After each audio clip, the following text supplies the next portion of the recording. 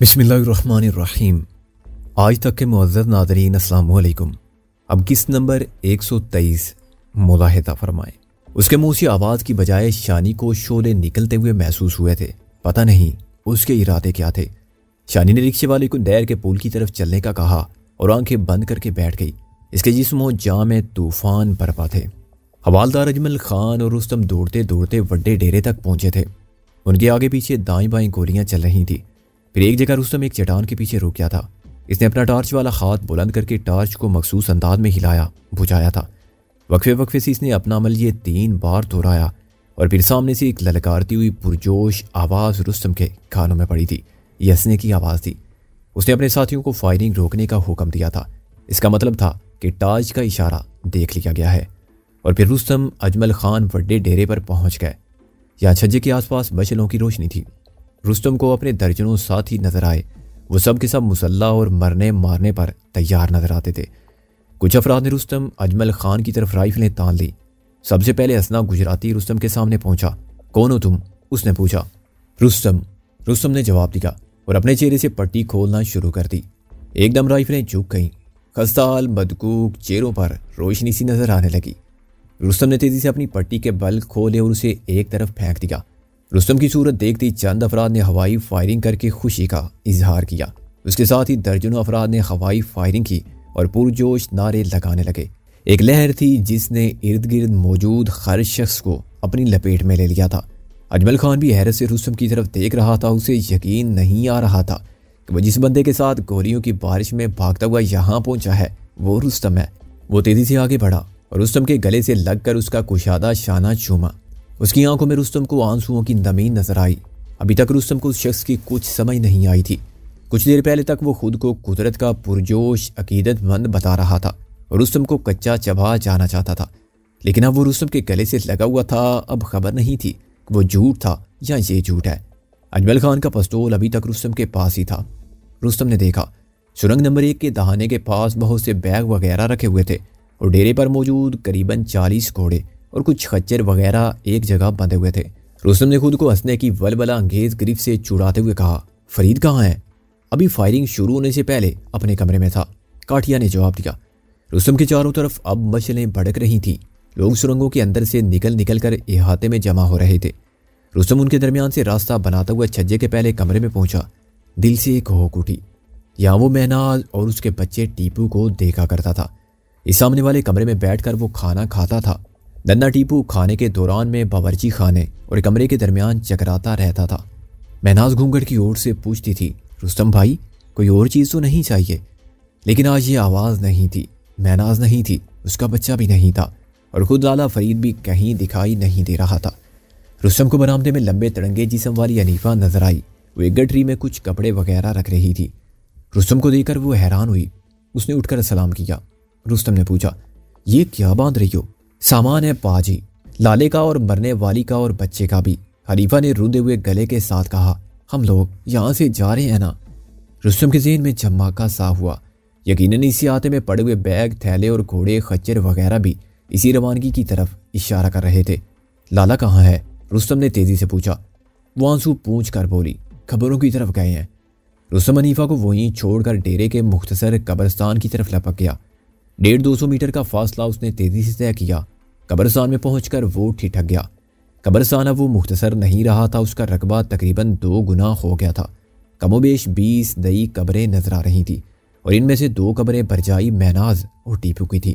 ایک جگہ کچھ ایسے آثار نظر آئے جن سے اندازہ ہوا کہ یہاں ہندوؤں کے انداز میں کسی مردے کی چیتا جلائی گئی ہے۔ بڑے ڈیرے پر سندھ سے تعلق رکھنے والا ایک ہندو بھی موجود تھا۔ اگر یہ واقعی چیتا تھی تو پھر اسی ہندو لکی رام کی ہو سکتی تھی۔ بیری کے ایک درخت کے 2 شاخے میں ایک مشعل اڑس دی گئی تھی۔ اس مشعل کی سرخ روشنی قریباً 10 مربع میٹر جگہ کو روشن کر رہی تھی۔ رستم کو اس روشنی میں فرید تنہا بیٹھا دکھائی دیا۔ اس کی بیوی اور بچے کی قبریں ساتھ ساتھ تھیں۔ وہاں بیٹھا اسی طرح پہلو با پہلو لیٹے تھے جیسے زندگی میں لیٹتے ہوں گے۔ فرید نے رستم کا سایہ اپنے پہلو میں دیکھا لیکن گھوم کر رستم پر نگاہ نہیں ڈالی۔ یہ فائرنگ کیوں ہو رہی تھی؟ اس نے رستم پر نگاہ ڈالے بغیر پوچھا۔ وہ سمجھ رہا تھا کہ اس کا کوئی ساتھی اسے واپس بلانے کے لیے آیا ہے۔ رستم نے ٹھہرے ہوئے لہجے میں کہا، یہ فائرنگ اس لیے ہو رہی تھی کہ ایک دوست کو اپنے دوست سے کیا ہوا وعدہ پورا کرنا تھا۔ رستم کی آواز سن کر فرید تیزی سے پلٹا اس کی آنکھیں رو رو کر سوجی ہوئی تھی۔ رستم کو دیکھ کر وہ ہکا بکا رہ گیا، پھر اس کے چہرے پر غم کا گہرا سایہ دکھائی دیا۔ ہوئے میرے یار، تو نے یہ کیا کیا؟ تو کیوں یہاں آ گیا؟ میں اس لیے یہاں گیا کہ میں آج جانے کے لیے گیا تھا، لیکن اب آنے کا کون سا وقت تھا رستم؟ یہ تو نے اچھا نہیں کیا یار۔ لالے فرید کی آواز بھرا گئی، پھر وہ آگے بڑھا اور رستم کے گلے سے لگ گیا۔ دونوں دوست کتنی دیر ایک دوسرے کی باہوں میں کھڑے رہے۔ فرید کے سینے میں آنسوؤں کی خلچل تھی، مگر اس کی برداشت کا تقاضا تھا کہ غمزدہ آواز ہونٹوں کے اثار سے باہر نہ نکلے۔ رستم نے فرید کی پشت پر ہاتھ پھیرا اور پرسا دینے والے انداز میں بولا، حوصلہ کر فرید۔ کچھ ہی دیر بعد وہ دونوں قبرستان سے واپس ڈیرے کی طرف جا رہے تھے۔ رستم نے چیتا کے آثار کی طرف اشارہ کرتے ہوئے کہا، یہ کیا ہے فرید؟ فرید نے تصدیق کی کہ ڈیرے کا اکلوتا ہندو لکی رام مر گیا ہے، لیکن اس کی موت پولیس کی گولی سے نہیں، بیماری سے ہوئی تھی۔ وہ 7-8 دن پہلے مرا تھا۔ ڈیرے کے طول و عرض میں مشعلیں چکرا رہی تھی اور خلچل نظر آتی تھی۔ احاطے سے تقریباً 100 میٹر پہلے رستم اور فرید درختوں کے ایک جھنڈ میں رک گئے۔ رستم نے کہا، فرید یہ کہاں جانے کی تیاری ہے؟ فرید نے کہا، پانڈو درے کی طرف۔ کیوں؟ نظام کا پیغام آیا ہے۔ اس کے مخبروں نے بتایا کہ پانڈو کی طرف سے پولیس والوں کا گھیرا بہت کمزور ہے، نفری نہ ہونے کے برابر ہے۔ نظام کا کہنا ہے کہ ہم کوشش کریں تو وہاں سے پولیس کا گھیراؤ توڑ کر نکل سکتے ہیں۔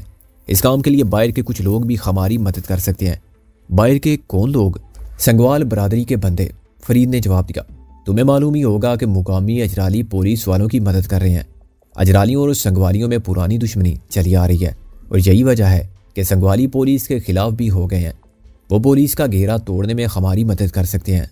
نظام نے بتایا کہ وہ جتھوں کی صورت میں پانڈو درے کے پار جمع ہیں۔ ہم نے بہت سوچ بچار کے بعد فیصلہ کیا ہے کہ نظام کے مشورے پر عمل کریں۔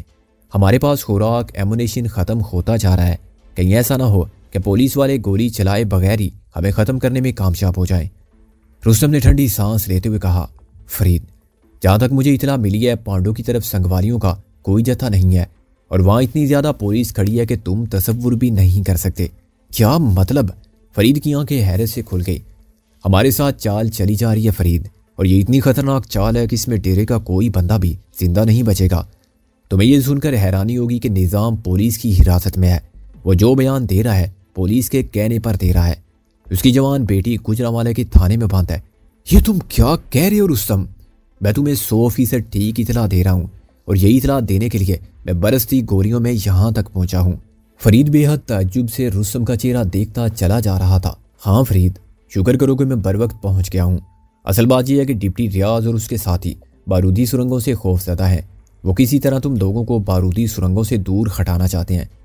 فرید نے سراسیمہ لہجے میں کہا، اس حوالے سے تھوڑا بہت شک تو میرے دماغ میں بھی تھا، لیکن یہ جو تم نے نظام والی بات کہی ہے میری سمجھ میں نہیں آ رہی۔ میں نے ابھی چند گھنٹے پہلے اس سے بات کی ہے، وہ بڑی عام لہجے میں بول رہا تھا۔ میں کوئی سنی سنائی نہیں کہہ رہا فرید، خود اس سے مل کر آیا ہوں، اس کی ساری ببتا سنی ہے میں نے۔ پھر اب کیا مشورہ ہے تمہارا؟ مشورہ یہی ہے کہ ہم پانڈو کی طرف جائیں گے تو خودکشی کریں گے۔ دونوں دوستوں نے کچھ دیر تک اس موضوع پر بات کی، پھر یہ طے ہو گیا کہ وڈے ڈیرے سے باہر نہیں نکلا جائے گا۔ رستم کی پیشانی پر سوچ کی گہری لکیریں تھیں۔ وہ دونوں دھیمے قدموں سے ڈیرے پر پہنچے۔ واپس پہنچے رستم نے نادیہ کی تلاش میں ادھر ادھر نظریں دوڑائیں۔ دوسری طرف لالا فرید نے ساتھیوں کو نیا حکم سناتے ہوئے سامان کھولنے اور اپنی پوزیشنوں پر واپس جانے کی ہدایت کی۔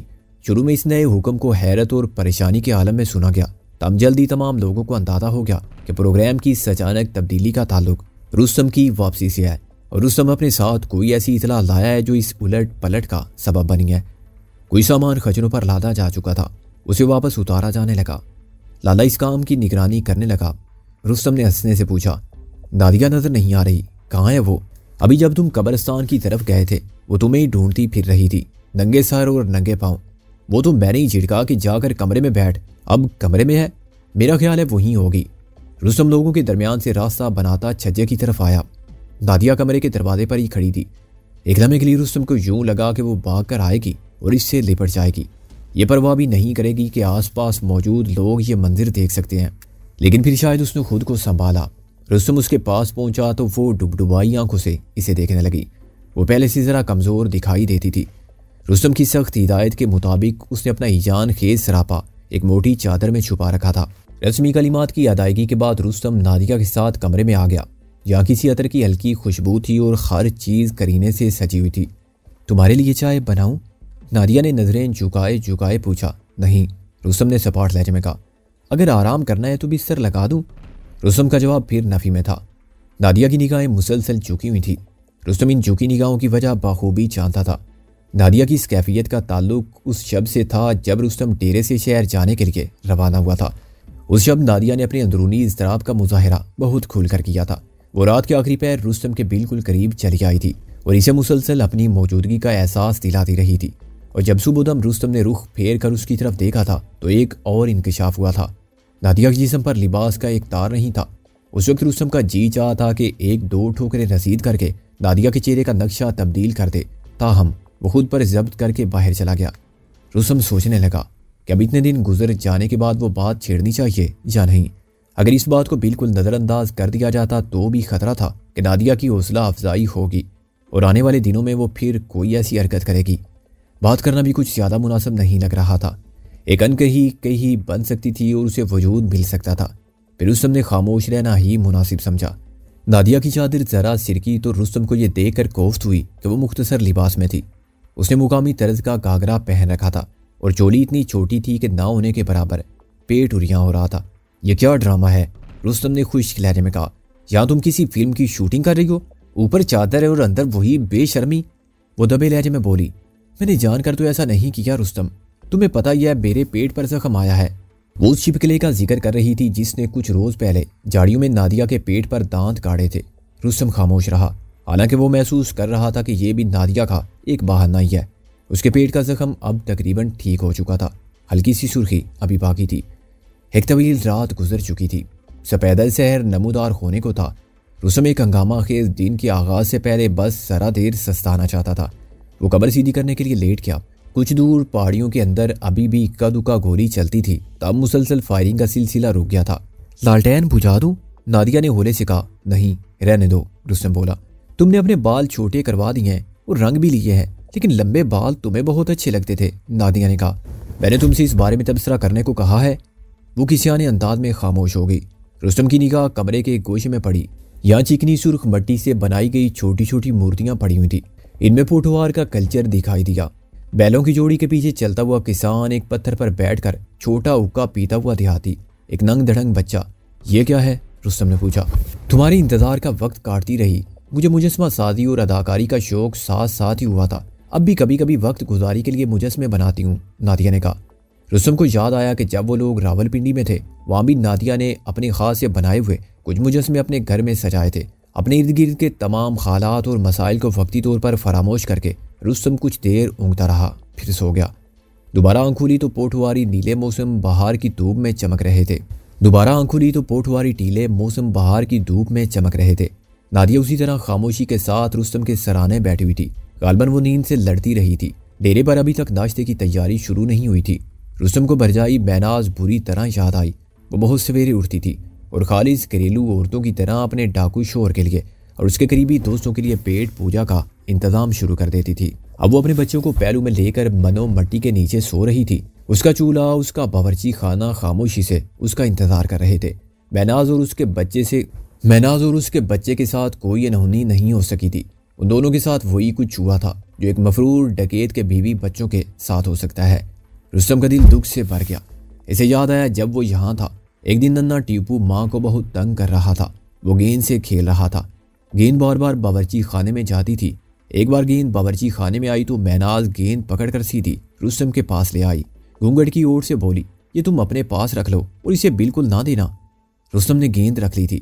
اگلے روز ٹیپو کو کہیں سے ایک اور گیند مل گئی تھی اور وہ پرانی گیند رستم کے پاس ہی پڑی رہ گئی تھی۔ انسان چلے جاتے ہیں، ان کی نشانیاں رہ جاتی ہیں۔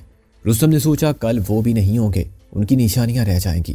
وہ اٹھا اور سامان میں سے ٹیپو کی گیند ڈھونڈنے لگا، پتہ نہیں اس نے کہاں رکھی تھی۔ وہ سامان کو الٹ پلٹ کرنے لگا۔ ایک چھوٹی الماری کے پیچھے سے رستم کو گیند مل گئی۔ رستم نے گیند ہاتھ میں لی اور اسے لگا جیسے وہ کھلونے کو نہیں کھلاڑی کو چھو رہا ہو۔ اچانک اس کی نگاہ الماری کے پیچھے ایک اور شے پر پڑی، کچھ اخبار میں لپٹا ہوا رکھا تھا۔ رستم نے اخبار ہٹا کر دیکھا اور دنگ رہ گیا۔ یہ قریباً 1 فٹ لمبا چکنی مٹی کا مجسمہ تھا، بلکہ یہ 2 مجسمے تھے جو باہم ملے ہوئے تھے۔ رستم نے گھوم کر نادیہ کی طرف دیکھا، اس کا رنگ اڑ گیا جیسے اس کی چوری پکڑ لی گئی ہو، اور یہ واقعی ایک سنگین چوری تھی۔ رستم نے ذرا دھیان سے دیکھا تو اسے یقین ہونے لگا کہ یہ خود اس کا اور نادیہ کا مجسمہ ہے۔ رستم اپنے لمبے بالوں، چھوٹی چھوٹی داڑھی اور اونچی ناک کی وجہ سے پہچانا جاتا تھا، اور نادیہ اپنے قیامت خیز عریاں جسم کی وجہ سے۔ رستم کا بالائی دڑ بھی عریاں تھا۔ نادیہ کسی پالتو جانور کی طرح رستم کے قدموں میں بیٹھی ہوئی تھی اور اس کی پنڈلیوں سے لپٹی ہوئی تھی۔ اس کے برہنہ جسم کے خطوط خیجان خیز سے یہ شرمناک مجسمہ تھا۔ یہ کیا ہے؟ رستم نے لرزاں لہجے میں کہا۔ کچھ نہیں، بس ایک سٹیچو۔ وہ خکھلائی۔ میں تمہیں اندھا نظر آتا ہوں؟ رستم پھنکارا۔ کیا ہوا رستم؟ حرام زادی کتیا، مجھ سے پوچھتی ہو کیا ہوا؟ رستم نے مجسمہ فرش پر پٹک کر ریزہ ریزہ کر دیا۔ قریبی چھڑی پڑی تھی۔ رستم نے تیش کے عالم میں چھڑی اٹھائی اور نادیہ کے جسم پر بے دریغ ضربیں لگائیں۔ دفع ہو جا، نکل جا اس کمرے سے، میں کہتا ہوں نکل جا۔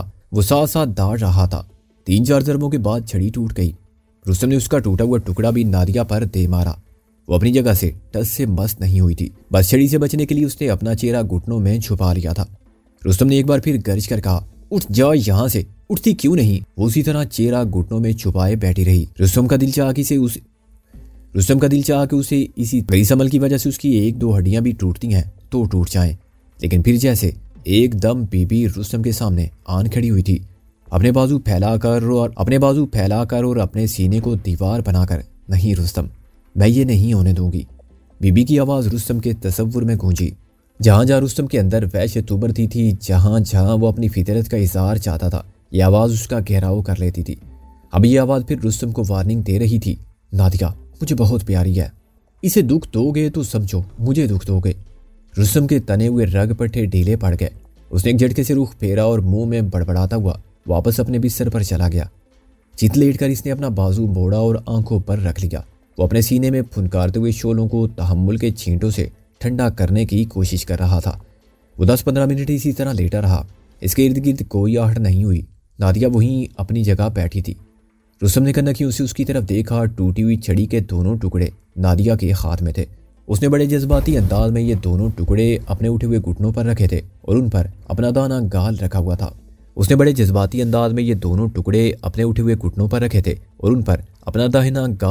تھا۔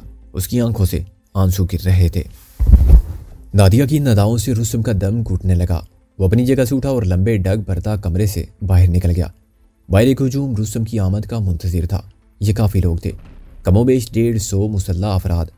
رستم نے اندازہ لگایا کہ یہ سارے ڈیرے کے افراد ہی نہیں ہیں، ارد گرد موجود دیگر ایسے لوگ بھی ڈیرے پر جمع ہو گئے ہیں جنہیں قانون نے اپنے کاغذوں میں مجرم ٹھہرا رکھا ہے اور جو پولیس کی گولیوں کا نشانہ ہے۔ رستم کی دید نے ڈیرے کے مکینوں میں نیا جوش و خروش پیدا کر دیا تھا۔ رستم ان کے لیے ایک آئیڈیل کی حیثیت اختیار کر چکا تھا۔ بے شک یہاں کا سردار لالا فرید تھا، لیکن رستم ان لوگوں کو دیگر حیثیتوں سے محبوب تھا۔ وہ پیچھے ہوئے مظلوم طبقے میں سے اٹھا تھا اور اینگری مین کی طرح خدائی فوجداروں کے خلاف مزاحمت کی علامت بن گیا تھا۔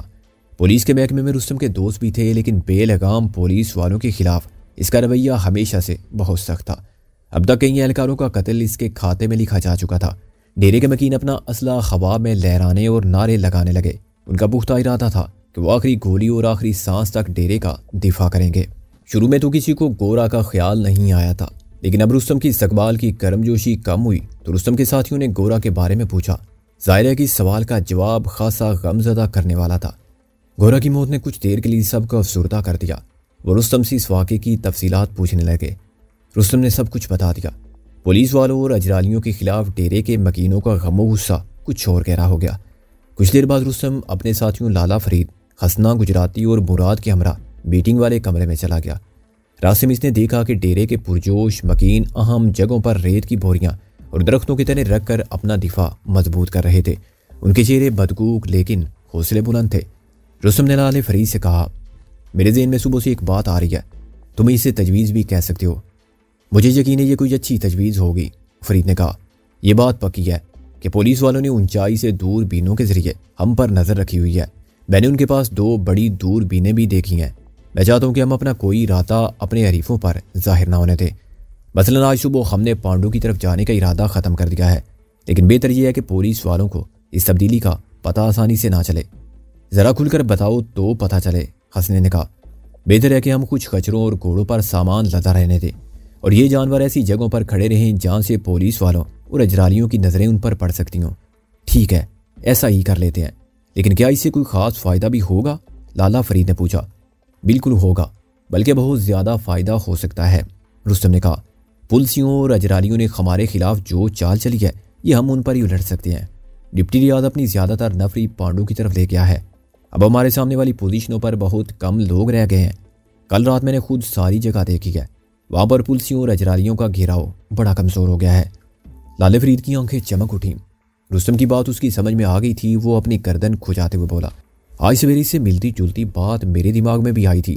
میرا خیال ہے کہ تم ٹھیک ہی کہہ رہے ہو، لیکن باہر نکل کر حملہ کریں گے تو ہماری بارودی سرنگوں والا حصار تو خود بخود ختم ہو جائے گا۔ مراد نے اپنا خیال ظاہر کیا۔ تمہاری بات ٹھیک ہے، لیکن اس کے لیے ہم ایک طریقہ بنا سکتے ہیں، لالے فرید نے جواب دیا۔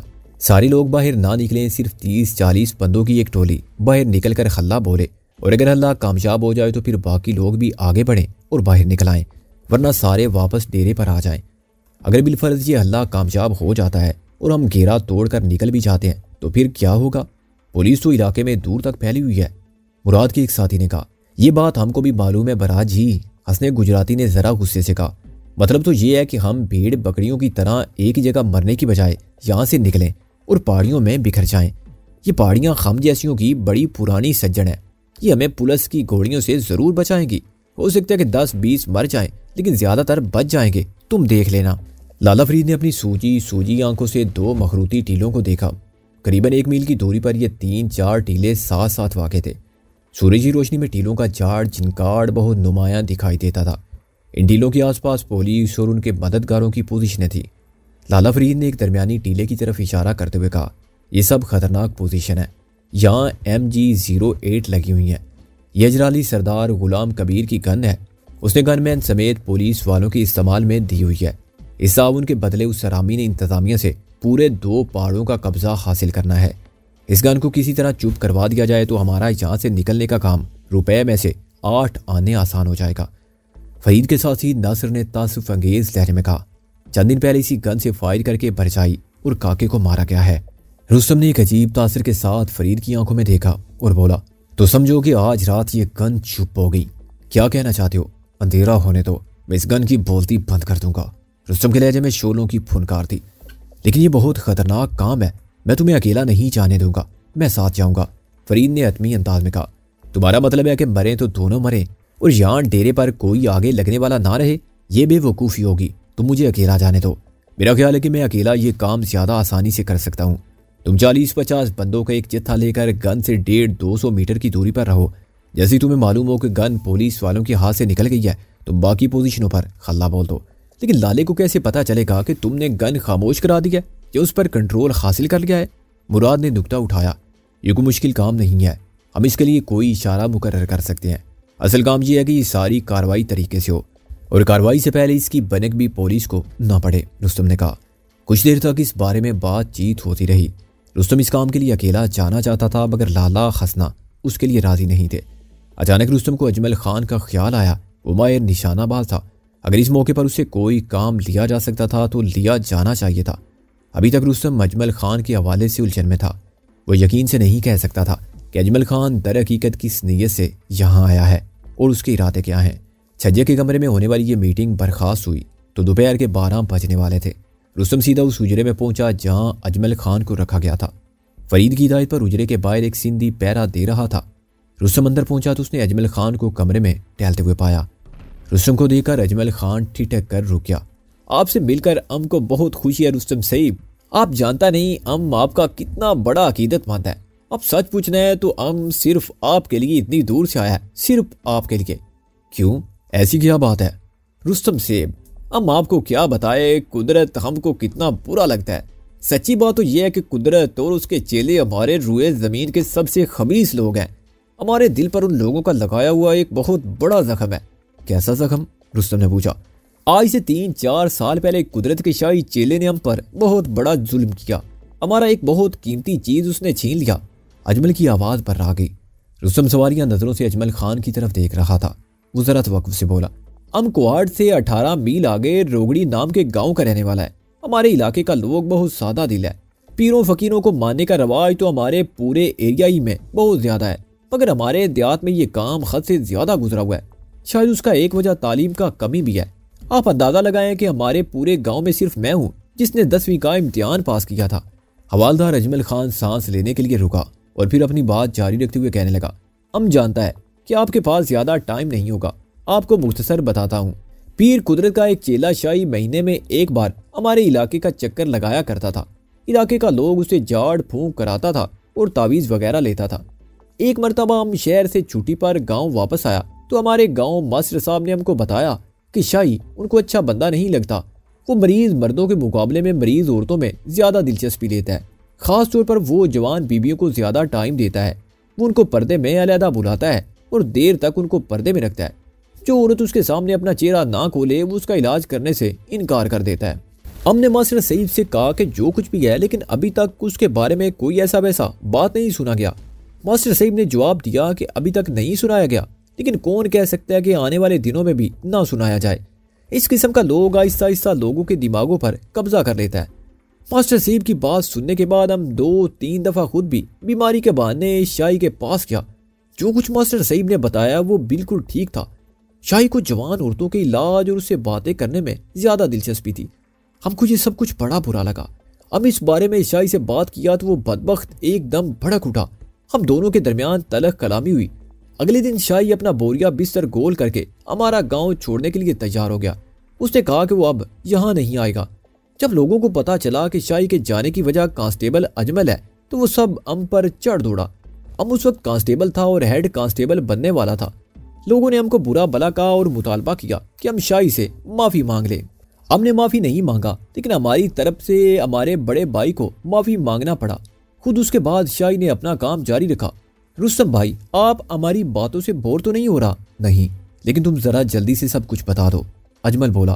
ہمارے اور قدرت کے اس چیلے کے درمیان ٹسل پیدا ہو گیا تھا، لیکن ہم خاموش رہنے پر مجبور تھا۔ ہم اس بات کا خیال رکھتا تھا کہ جن دنوں ہم چھٹی پر شہر سے گاؤں جائے ان دنوں شاہی گاؤں میں موجود نہ ہو۔ چند مہینے بعد کی بات ہے کہ ہمارے گاؤں میں اوپر تلے 2-3 عورتیں کینسر کی وجہ سے اللہ تعالیٰ کو پیارا ہو گیا۔ ان کو چھاتی کا کینسر تھا۔ آپ کو پتہ ہی ہے کہ یہ بہت عام بیماری ہے۔ ان موتوں کے بعد علاقے میں خوف و احراز پھیل گیا۔ لوگ اس بیماری سے بہت ڈرنے لگا۔ ان دنوں ایک اور عورت کو یہی تکلیف ہوا، لیکن اتفاق یہ ہوا کہ وہ عورت شاہی کے جھاڑ پھونک سے ٹھیک ہو گیا، یا شاید اس کو کوئی اور تکلیف تھا۔ ہو سکتا ہے کہ اللہ تعالیٰ بھی اس طرح لوگوں کی ایمان کا امتحان لیتا ہو۔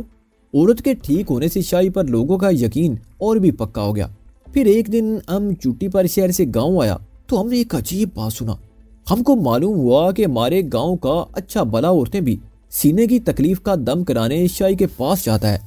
خوش اس شاہی نے سیدھے سادے لوگوں میں یہ بات مشہور کر دیا کہ بیماری کے حملے سے بچنے کے لیے جوان عورتوں کو دم کرانا چاہیے۔ یہ سن کر ہمارا خون کھول گیا کہ لوگ اپنی جوان بچیوں کو لے کر شاہی کے پاس آتے ہیں اور وہ قمیض کے اندر ہاتھ ڈال کر ان کو دم کرتا ہے۔ آپ ہماری بات سمجھ رہے ہیں نا؟ رستم نے اس بات میں سر ہلایا۔ اجمل بولا، آپ شاید نہ جانتا ہو کہ شاہی قسم کا بیروپیہ لوگ سیدھے سادے لوگوں کی مت اسی طرح مارتا ہے کہ وہ اپنے ہاتھوں سے اپنا عزت گنوا دیتے ہیں۔ وہ کیا کہتے ہیں جی، ایسے لوگ دوسروں کو مسمرائز کر دیتے ہیں۔ اب یہ کوئی معمولی بات تو نہیں تھا رستم صاحب۔ لوگ اس داڑھی منڈے چھوکرے کو بابا جی کہتے تھے اور وہ پردے کے پیچھے ان کی بہو بیٹیوں کے جسموں کو ہاتھ لگاتا تھا۔ ہم سے یہ سب کچھ برداشت نہیں ہوا۔ ہم سیدھا شاہی کے ٹھکانے پر گیا۔ وہ اپنے عقیدت مندوں میں گرا بیٹھا تھا۔ ہم نے اسے گریبان سے پکڑا اور گھما کر دیوار پر دے مارا۔ ہمارے سر پر خون سوار تھا۔ لوگوں نے اسے بچا لیا، ورنہ ہم اس کا ناریل توڑ دیتا۔ چھوٹے سے وقفے کے بعد اجمل خان نے بات جاری رکھی۔ پورے علاقے میں خلچل مچ گیا۔ کچھ لوگوں نے ہمارا حمایت کیا، لیکن زیادہ نے ہم کو قصوروار ٹھہرایا۔ شاید اس کا وجہ یہ بھی تھا کہ ہم پولیس والا تھا۔ پولیس والا اچھا ہو یا برا، لوگ اس کو غصہ کی نظر سے ہی دیکھتے ہیں۔ علاقے کے ایسے چو مراد خان کی بہن بھی شاہی اور قدرت کے عقیدت مندوں میں سے تھا۔ ہم کو ہمارا نوکری جانے کا خطرہ پیدا ہو گیا۔ دوسری طرف اس حرام شاہی نے صاف کہہ دیا کہ اگر ہم اور ہمارا فیملی اس گاؤں میں رہے تو وہ کبھی اس گاؤں میں قدم نہیں رکھے گا۔ قدرت اور اس کے شاہی نے لوگوں کا اتنا دماغ خراب کر رکھا تھا کہ وہ سارے کا سارا ہمارے خلاف اکٹھا ہو گیا۔ ماسٹر صاحب کو تو بس لان تان کیا گیا، لیکن ہم کو گاؤں چھوڑنے پر مجبور کر دیا گیا۔ ہمارا رشتہ گاؤں کے ایک کاشتکار نظر گل کی بیٹی سے طے ہو چکا تھا۔ بس 2-4 مہینوں تک شادی ہونے والا تھا۔ نظر گل نے بھی ہم کو رشتہ دینے سے صاف انکار کر دیا۔ ہم کو اپنے والد والدہ اور 2 چھوٹے بھائیوں کے ساتھ اپنا باپ دادا کا گاؤں روگڑی چھوڑنا پڑا، اور اس کے ساتھ ساتھ اپنی منگیتر کو بھی۔ اس کی شادی پر ہم بہت رویا تھا، لیکن اس سے بھی زیادہ دکھ ہم کو اپنی مٹی اور اپنا گاؤں چھوڑنے کا تھا۔ قدرت اور اس کے شاہی نے ہمارے اپنے کو ہمارے لیے غیر بنا دیا اور ہم کو بے وطن کر دیا۔ ہم اس دکھ کو کبھی نہیں بھولے گا اور نہ قدرت سے انتقام لینے کو۔ رستم نے سگریٹ سلگاتے ہوئے کہا، تمہاری کہانی دل کو لگتی ہے اور پتہ نہیں یہ تم جیسے کتنے اور لوگوں کی کہانی بھی ہے، لیکن راستے میں تم نے کچھ اور باتیں بھی بتائی تھی۔ تم نے مجھے اور فرید کو اپنا دشمن بتایا تھا اور بڑی نفرت دکھائی تھی۔